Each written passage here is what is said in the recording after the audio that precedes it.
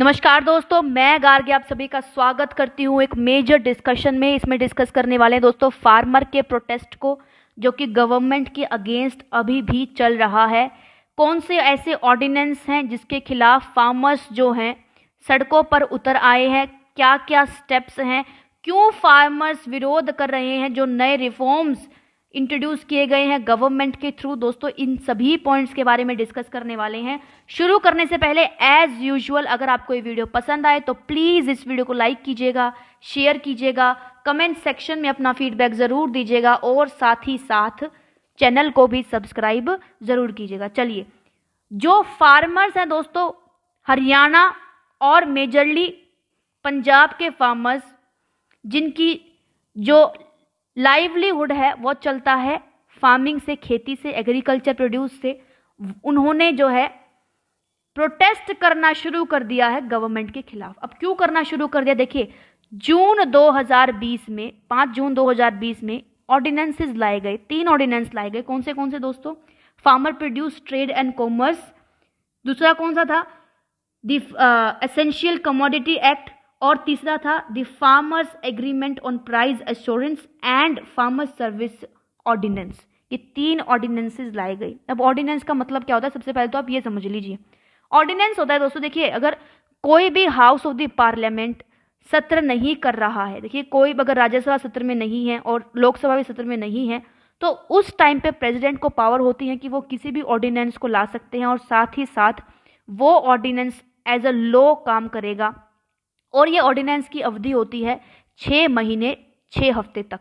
उसके बाद 6 हफ्ते के बाद सरकार को क्या करना पड़ता है? बिल पेश करना पड़ता है राज्यसभा में या फिर लोकसभा में, either house of the parliament. उसके बाद ये बिल पास होकर लॉ बनता है। अब ऑर्डिनेंस क्यों लाया गया? क्योंकि कोविड के दौरान सारे राज्यसभा और लोकसभा की जितनी भी हियरिंग्स थी दोस्तों बंद पड़ी थी।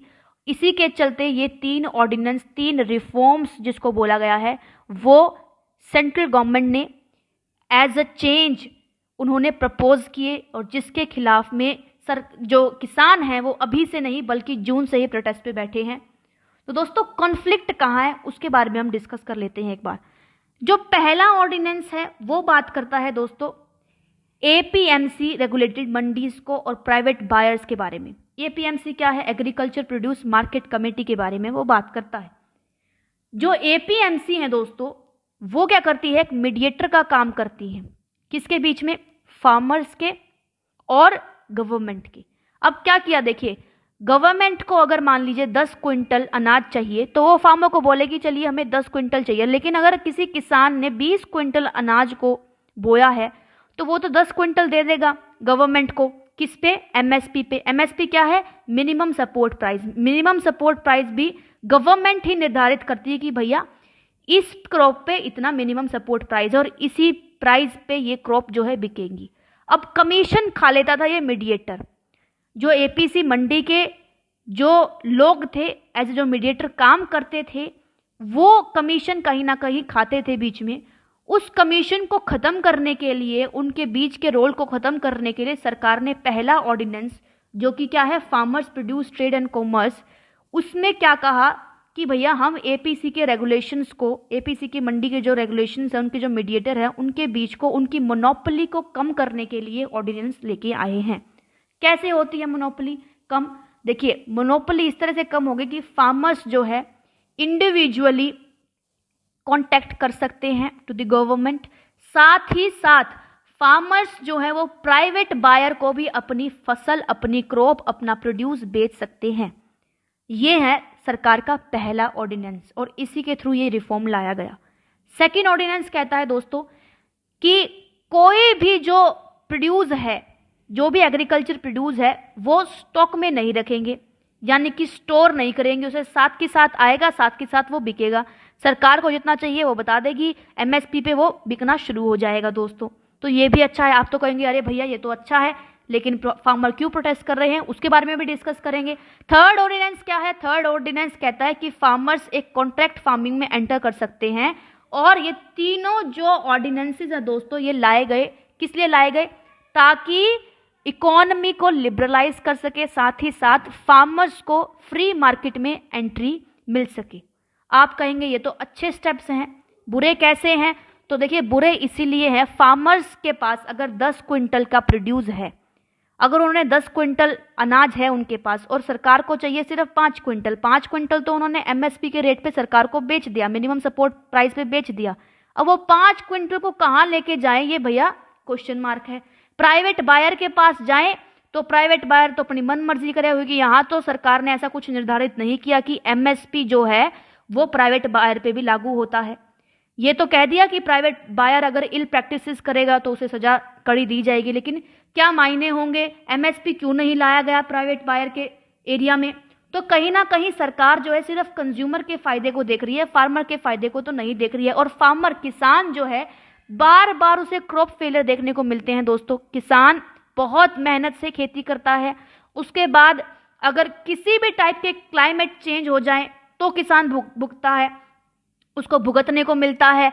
अगर किसी भी टाइप से अगर बारिश कम हो, ड्रॉट सूखा पड़ जाए या फिर कोई और क्लाइमेटिक चेंज हो जाए तो किसान को भुगतने को मिलता है। अब देखिए किसान क्यों भुगते, किसान का तो क्रॉप फेलियर बार बार हमें देखने को मिलता है, तो किसान ही क्यों भुगते? कंज्यूमर के राइट्स को बचाने के लिए सरकार ने ये बहुत शातिर आप कह लीजिए, ये कदम जो है शार्प कदम है इनका, और कहीं ना कहीं ये कुछ छूट भी दे रहे हैं तो साथ साथ में नुकसान भी कर रहे हैं फार्मर का। तो दोस्तों ये है हमारा एमएसपी का कल्चर, और एमएसपी के कल्चर को ये फार्मर्स ब्लेम कर रहे हैं कि एमएसपी के कल्चर को सरकार पूरी तरह से खत्म करना चाहती है, इसीलिए ये ऑर्डिनेंसेस लाए जा रहे हैं, इसीलिए सारा जो है जो प्रोटेस्ट है वो शुरू हो रहा है। अब देखिए एक तो एमएसपी आपका पॉइंट आ गया, दूसरा आपको मैंने बताया था, एक वीडियो में मैंने कवर किया था कि अनियन के एक्सपोर्ट को जो है बैन कर दिया गया है। देखिए अब प्याज के दाम बढ़े हैं और इस टाइम पर फार्मर्स को फायदा हो सकता था अपने अनियंस की बिक्री करके, उन्हें बेच करके प्राइवेट बायर्स को, क्योंकि जो दाम है अनियन के बहुत ज़्यादा बढ़ गए हैं ड्यू टू द शॉर्टेज। लेकिन सरकार ने क्या किया, साथ ही साथ बैन लगा दिया। अब बैन लगा दिया तो कैसे उसको एक्सपोर्ट करने में, कैसे फार्मर्स जो है उनको रीजनेबल रेट्स पे बेच पाएंगे? देखिए साथ साथ तो कह रही है सरकार की प्राइवेट बायर को आप आराम से बेचिए। अरे भैया जिस क्रॉप में फायदा हो रहा है उस क्रॉप पे तो आपने बैन लगा रखा है। अब यहाँ पे फार्मर फिर फंस गया। ये डबल स्टैंडर्ड है, डिप्लोमेसी है। एमएसपी का कल्चर खत्म हो रहा है, साथ ही साथ जिस क्रॉप से फायदा हो रहा है, जिस प्रोड्यूस से फायदा हो रहा है उस पर भी बैन लगा दिया है। अब जाए तो जाए किसान कहाँ जाए, इसी आवाज को जो है लेकर के प्रोटेस्ट हो रहा है दोस्तों। ये दो ओपिनियन मैंने बताए आपको इन डिटेलिंग। अब आप तय कीजिए कि करेक्ट व्यू क्या है, क्या यहाँ पे फार्मर्स करेक्ट हैं या फिर यहाँ पे गवर्नमेंट करेक्ट है? आपको बताना है कमेंट सेक्शन में कि दोस्तों किस तरह से कौन यहाँ पे करेक्ट पोजीशन में है। देखिए अगर मेरा ओपिनियन जाने तो कहीं ना कहीं फार्मर्स को बहुत ज़्यादा नुकसान हो रहा है, क्योंकि फार्मर्स जो है, किसान बिल्डिंग ब्लॉक्स हैं नेशन की।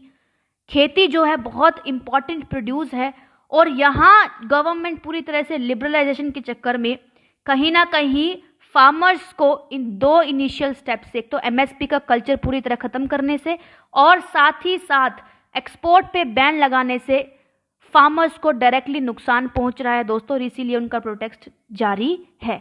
आप कमेंट सेक्शन में बताइएगा कि आपकी इस टॉपिक पे क्या राय है दोस्तों। फिलहाल के लिए बस इतना ही। मेरे साथ इस वीडियो में बने रहने के लिए आप सभी का बहुत बहुत धन्यवाद।